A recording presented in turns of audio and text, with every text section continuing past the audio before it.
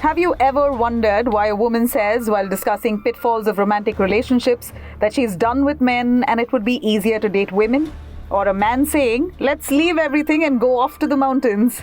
Well, this might be the result of heteropessimism. Heteropessimism is defined as heterosexual couples publicly expressing their dissatisfaction with their relationships. It describes a negative attitude prevalent in heterosexual culture as well as among many of the men and women who co-create it. It's either unhappily ever after or living with fundamentally unsatisfactory compromises. The term was coined by American gender theorist Asa Serisin in 2019, who defined it as follows.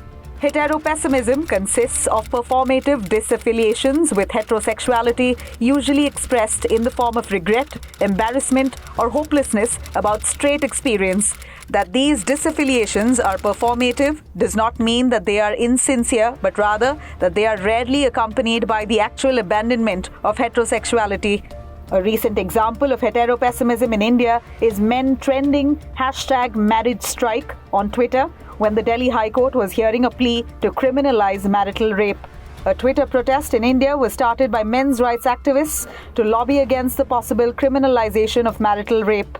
Proponents of the hashtag protest argued that changing India's rape laws would expose men to frivolous criminal charges, making it dangerous to get married at all.